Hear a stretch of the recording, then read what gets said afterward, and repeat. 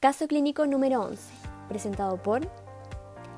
Tenemos el caso de un paciente masculino de 50 años cuyo nombre es Roberto, quien consulta por dignidad de esfuerzo y acude posterior al proceso infeccioso de 3 días de evolución.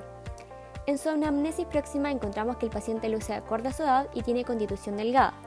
También presenta antecedente de proceso infeccioso respiratorio alto con 3 días de evolución y se observa dignidad de esfuerzo, que corresponde a la percepción de malestar respiratorio que aparece con niveles de actividad que normalmente no causan este tipo de malestar. Por otro lado, en su anamnesis remota encontramos un antecedente de tabaquismo intenso de muchos años de evolución, una tos crónica sin expectoración la mayoría de las veces. Sin embargo, a veces cuenta con expectoración blanquecina. En su examen físico general encontramos los signos vitales. Tenemos una presión arterial de 120,70, una frecuencia cardíaca de 90 latidos por minuto, frecuencia respiratoria de 20 respiraciones por minuto y una temperatura axilar de 37,8 grados centígrados. En el examen de cabeza y cuello encontramos buena coloración de conjuntivas. En el examen de tórax tenemos el examen pulmonar con presencia de hipersonoridad en ambos hemitórax sin ruidos adventicios. Y en el examen de corazón, ruidos cardíacos de baja intensidad pero sin soplos ni galope. Por otro lado, en el examen de abdomen encontramos que este se encuentra blando, depresible, sin megalias y sin irritación peritoneal. Y por último, el examen de miembros y articulaciones no presenta edema periférico. Con la información obtenida anteriormente, podemos describir posibles patologías que podría estar causando nuestro paciente. Estas son asma, fibrosis pulmonar, bronquiectasias y EPOC. Primero, el asma es una infección inflamatoria crónica de la vía aérea de causa alérgica, que se caracteriza por ataque recurrente de disnea y sibilancias. La sospecha fundada de este asma se basa en la presencia de antecedentes, síntomas y signos clínicos tales como historia de asma en la infancia, historia de sibilancias recurrentes, historia de disnea o sensación de pecho apretado recurrentes, historia de tos o disnea inducidas por risa, ejercicios, frío, irritantes, manifestación clínica de hiperreactividad bronquial y obstrucción bronquial intermitente. Nuestro paciente presenta 2 de los síntomas mencionados anteriormente. Por otro lado, la fibrosis pulmonar es una enfermedad crónica de origen desconocido que afecta al intersticio pulmonar de manera progresiva. Esta requiere la consulta de neumología, histopatología y un radiólogo para llegar al consenso en el diagnóstico. Entre sus signos y síntomas encontramos disnea de esfuerzo, una funcionalidad pulmonar con anormalidades leves a moderadas, dificultad para respirar, tos entrecortada y seca que no mejora, pérdida de peso sin razón aparente, lo que genera una contextura delgada, dolores en los músculos y en las articulaciones y acropaquia o dedos en palillos de tambor. Nuestro paciente presenta 3 de los síntomas mencionados anteriormente. Bronquiectasias. Constituye una enfermedad respiratoria crónica caracterizada por la inflamación e infección persistente de la vía aérea y que se manifiesta por alteraciones funcionales y clínicas.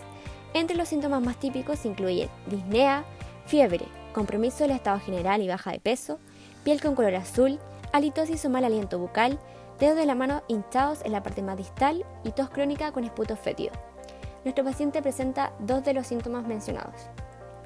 Por último se encuentra la EPOC o enfermedad pulmonar obstructiva crónica, que se caracteriza por un fenómeno inflamatorio de la vía aérea responsable del aumento de la resistencia al paso del aire y que se acompaña de importantes síntomas sistémicos. Sus signos y síntomas son tos, expectoración, disnea, antecedentes de exposición a sustancia irritante en forma prolongada como el tabaco, pérdida de peso e intolerancia al esfuerzo. El paciente presenta todos los síntomas mencionados anteriormente. Para identificar correctamente la patología del paciente, se realizaron una serie de exámenes. Primero se comenzó con una gasometría arterial. Esta es una técnica de monitorización respiratoria invasiva que permite, en una muestra de sangre arterial, determinar el pH, las presiones arteriales de oxígeno, dióxido de carbono y la concentración de bicarbonato. En el caso de Roberto tenemos que presenta un pH de 7,37, una presión arterial de dióxido de carbono de 39 milímetros de mercurio, una presión arterial de oxígeno de 50 milímetros de mercurio y una saturación de oxígeno de 92%. La presión arterial de dióxido de carbono es la presión ejercida por este disuelto en el plasma. En este caso, el paciente presenta niveles dentro de los rangos normales, al igual que de pH. La presión arterial de oxígeno hace referencia a la presión ejercida por este mismo que se haya disuelto en el plasma.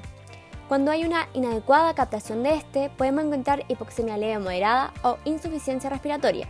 En este caso, el paciente presenta insuficiencia respiratoria crónica.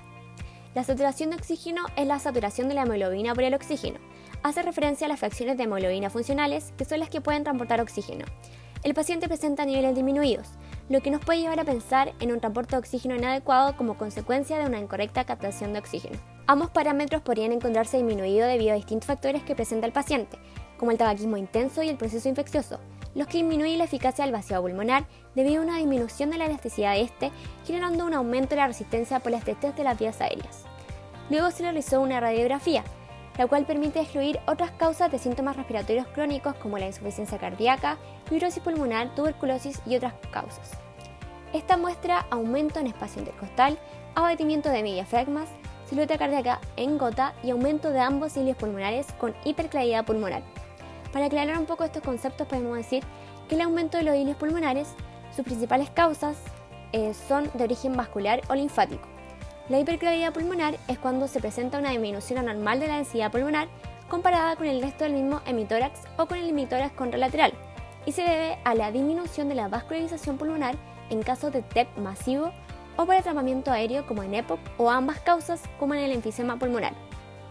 El corazón en gota, típico de los pacientes con enfisema pulmonar, podría ser debido a una disminución del llenado ventricular izquierdo, secundario a una anomalía estructural precoz del flujo arterial pulmonar en los pacientes con enfisema.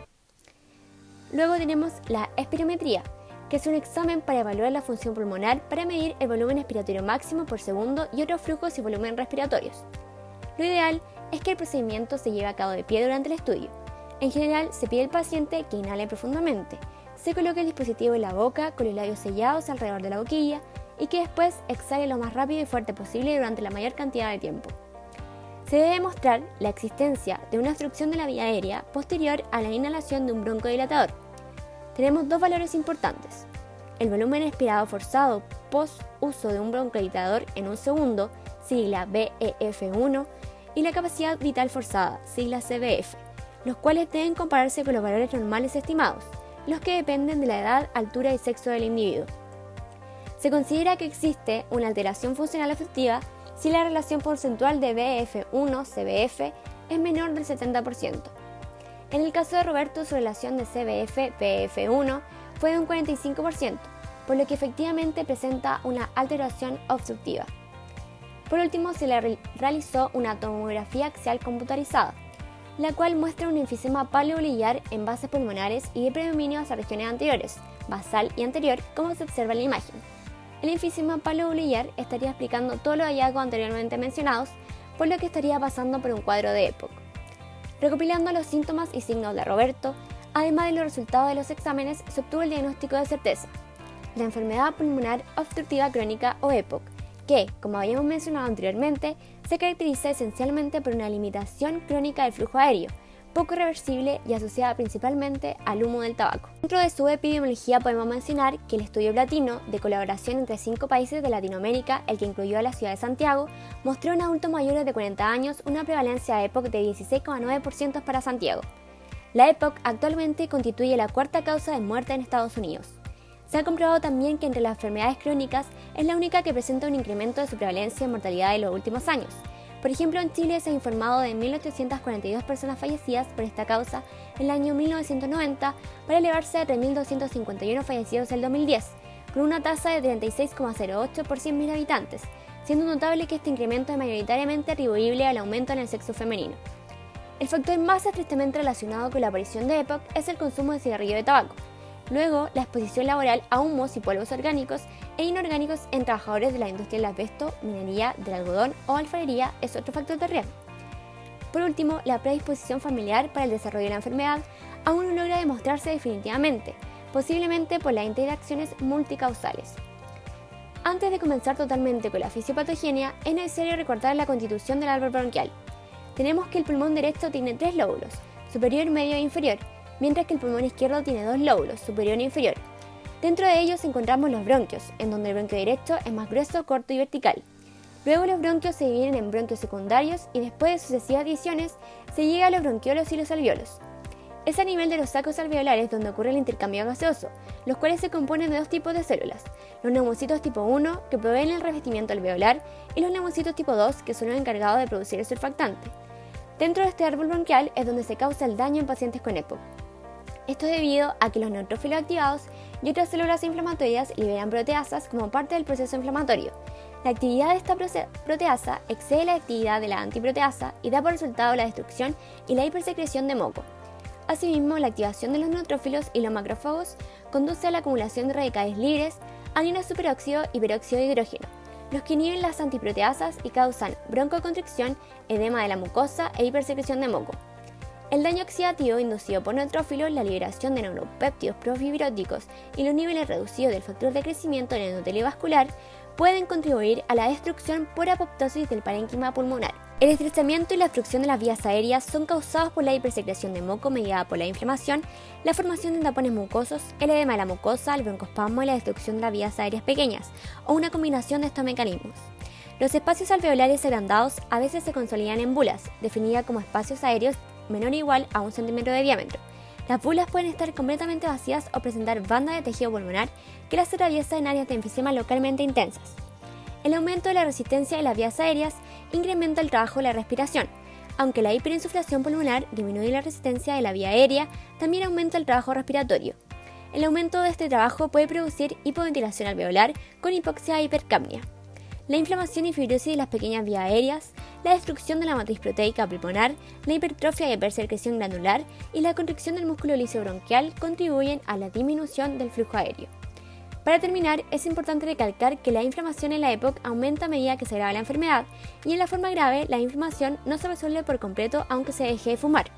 Esto puede llevar a un enfisema, que es la destrucción del parénquima pulmonar que conduce a la pérdida del proceso elástico y de los tabiques alveolares, lo que aumenta la tendencia al colapso de la vía aérea. Luego se produce la hiperinsuflación pulmonar, la limitación del flujo de aire y el atrapamiento de este. Acá mostramos nuestra bibliografía. Muchas gracias por su atención.